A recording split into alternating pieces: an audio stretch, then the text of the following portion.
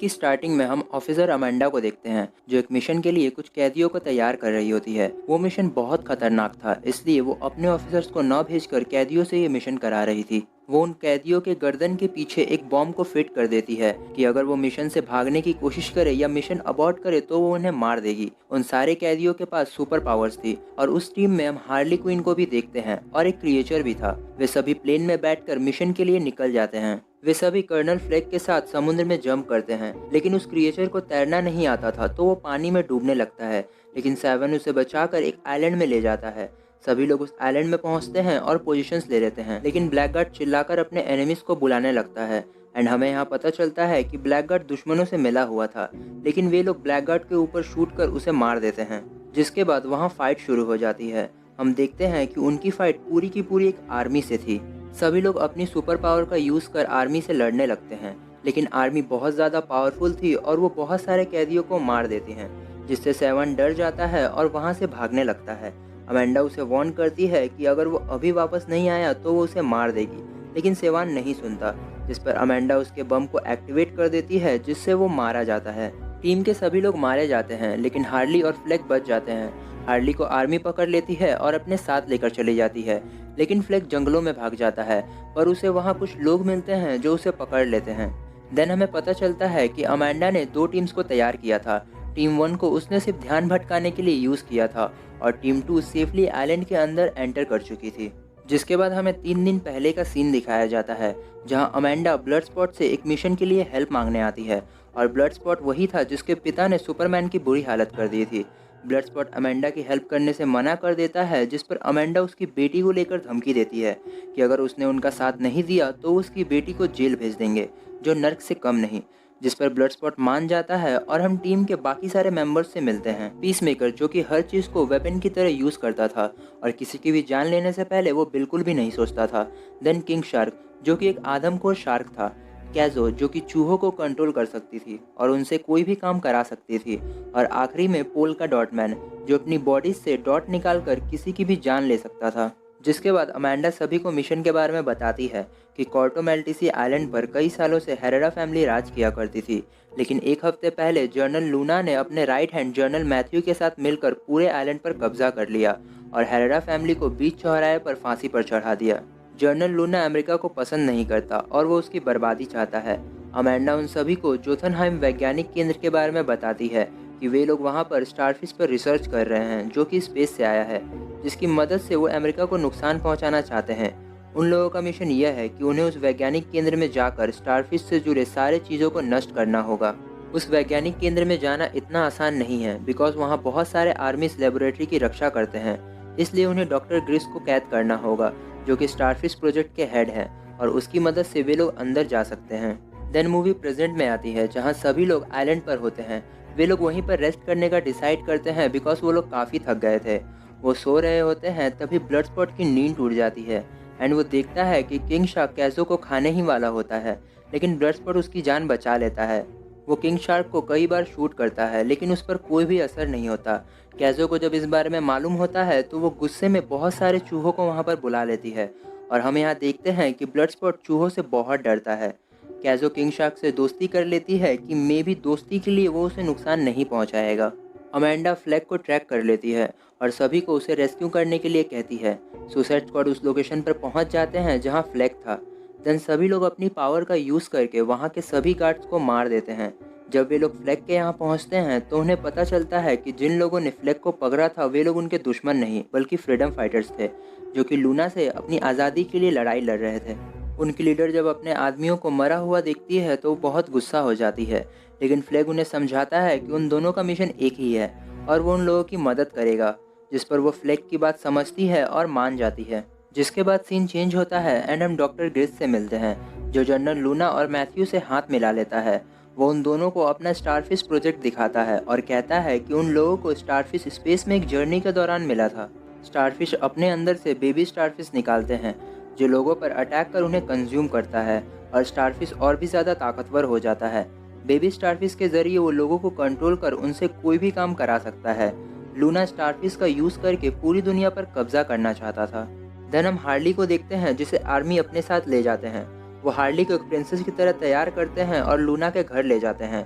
वहाँ Luna Harley को शादी के लिए प्रपोज करता है, बिकॉज हार्ली भी एक एंटी अमेरिकन थी। लूना के राज्य के लोग उसे प्रेसिडेंट के काबिल नहीं समझते थे, क्योंकि वो शादीशुदा नहीं था। इसीलिए लोग उसे इमेच्योर समझते थे। वो कहता है कि वो दोनों दुनिया पर राज करेंगे, जिस पर हार्ली मान जाती है और वो दोनों इंटीमेट होते हैं।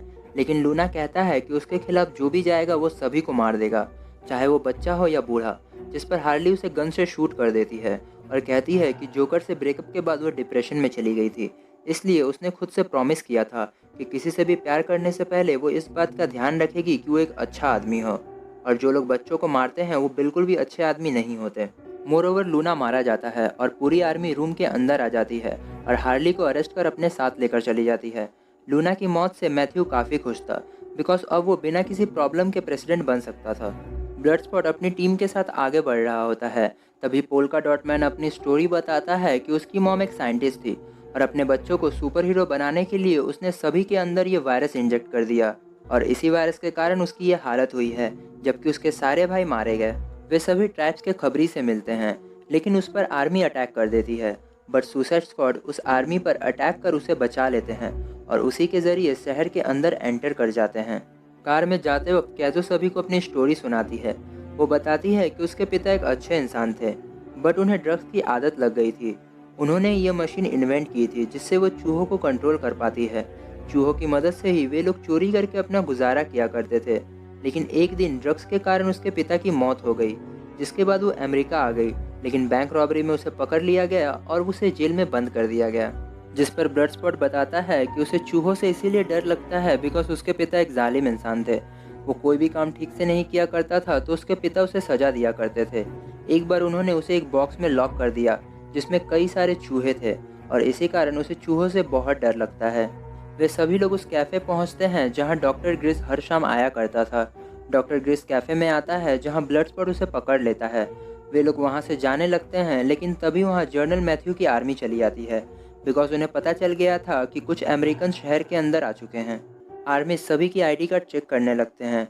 डॉक्टर ग्रिस को वहां से निकालने के लिए ब्लड स्पॉट कैजो और पोल्का डॉट मैन को पीछे के दरवाजे से जाने के लिए कहता है, एंड वो फ्लैग और पीसमेकर आर्मी का ध्यान भटकाते हुए अरेस्ट हो जाते हैं।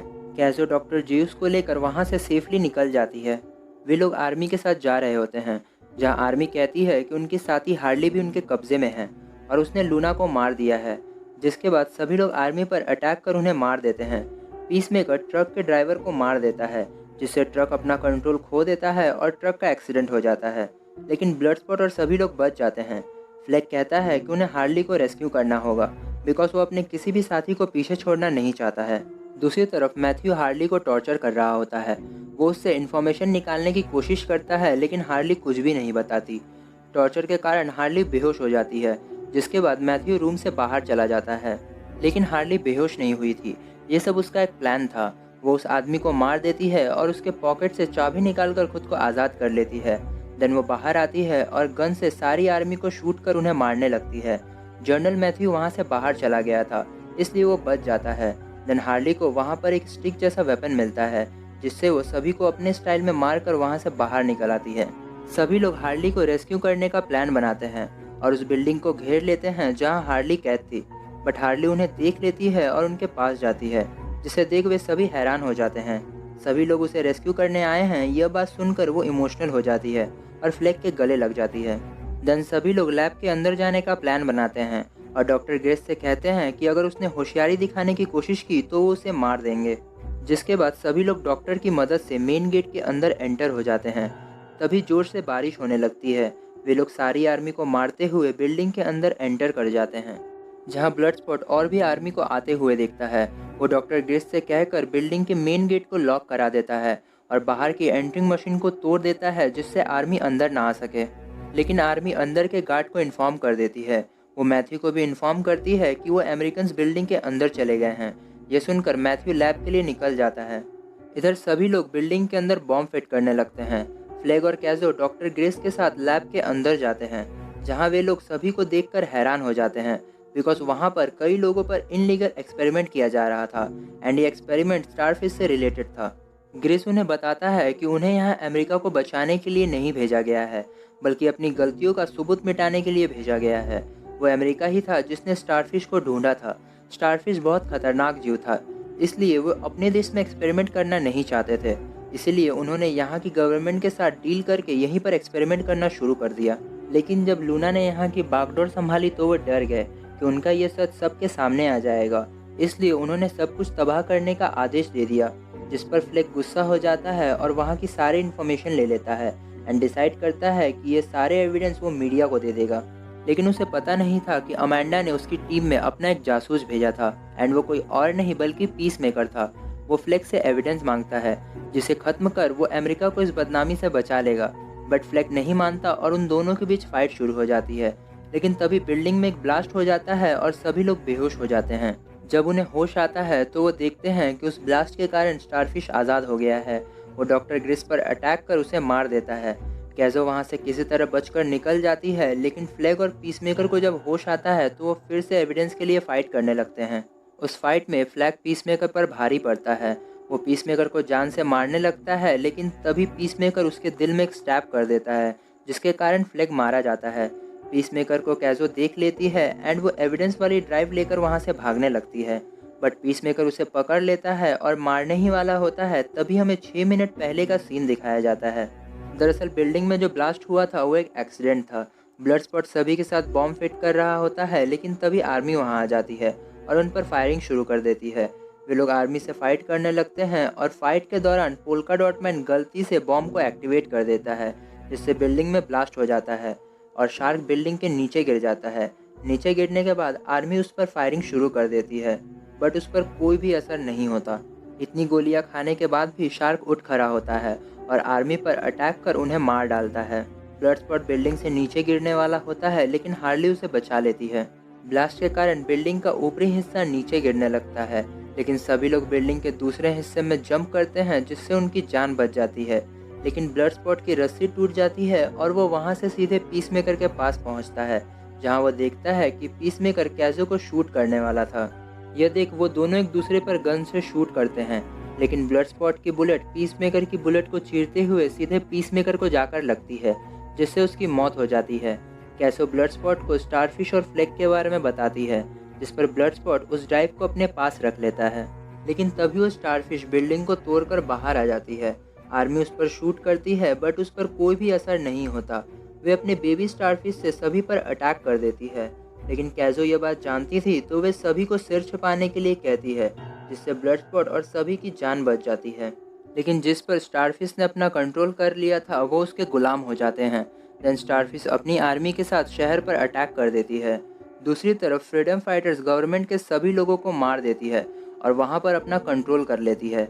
अमांडा सभी को वापस आने के लिए कहती है, बिकॉज उस कंट्री के कोई भी प्रॉब्लम में वो पड़ना नहीं चाहती थी, लेकिन यह प्रॉब्लम तो उन्हीं की वजह से क्रिएट हुई थी। ब्लड स्पॉट को बुरा लगता है कि कई लोग बेवजह मारे जाएंगे, जिस पर वो स्टारफिश को रोकने के लिए निकल पड़ता है। यह देखकर सारी टीम उसकी मदद करने का डिसाइड करती है एंड वो भी ब्लड स्पॉट के साथ स्टारफिश को रोकने के लिए निकल पड़ते हैं। अमांडा उन्हें वापस आने के लिए कहती है और धमकाती है कि अगर वो वापस नहीं आए तो वो बम को एक्टिवेट कर उन्हें मार देगी, लेकिन उन्हें कोई भी फर्क नहीं पड़ता। अमांडा बम को एक्टिवेट करने वाली होती है, लेकिन तभी उन्हीं की टीम की एक मेंबर उसके इस गंदे बिहेवियर के कारण उस पर गल्फ बैट से अटैक कर उसे बेहोश कर देती है, जिसके बाद सभी लोग सुसाइड स्क्वाड की मदद करने में जुड़ जाते हैं। वे लोग बहादुरी से स्टारफिश को रोकने की कोशिश करते हैं, but starfish polka dot man पर अटैक कर उसे मार देती है। वो कैज़ो पर भी अटैक करती है, बट ब्लड स्पॉट उसे बचा लेता है, जिसके बाद कैज़ो अपने मशीन से शहर के सभी चूहों को अपने पास बुलाती है और उसके ज़रिए स्टारफिश पर हमला कर देती है। चूहों से स्टारफिश का ध्यान भटक जाता है। इसका फ़ायदा उठाकर हार्ली स्टारफिश पर अटैक कर देती है एंड उसके आंखों पर स्टैब कर उसके अंदर चली जाती है। साथ ही उसके पीछे ही सारे चूहे भी उसके आंखों के अंदर चले जाते हैं और स्टारफिश के आंखों पर अटैक कर उसे मार डालते हैं। जिन लोगों पर स्टारफिश ने अपना कब्जा किया था वे सभी आज़ाद हो जाते हैं। ब्लड स्पॉट की बेटी अपने पिता की इस बहादुरी को देख बहुत प्राउड फील करती है। देन ब्लड स्पॉट अमांडा को ब्लैकमेल करता है कि अगर उसने किसी को भी नुकसान पहुंचाया या फिर उसकी बेटी के साथ कुछ भी किया तो ये ड्राइव वो मीडिया को दे देगा, जिस पर अमांडा मान जाती है, जिसके बाद सभी लोग प्लेन में बैठकर वहां से निकल जाते हैं। मूवी की एंडिंग में हम टीम 1 के उस क्रिएचर को देखते हैं जो पानी में डूब रहा था और सेवान ने उसकी मदद की थी। दरअसल वो मरा नहीं था, बल्कि वो बेहोश हो गया था। वो उठ जाता है और आइलैंड में चला जाता है। एंड हम पीसमेकर को भी देखते हैं और वो भी मरा नहीं था। उसका ट्रीटमेंट हॉस्पिटल में चल रहा होता है एंड मूवी यहीं पर एंड होती है।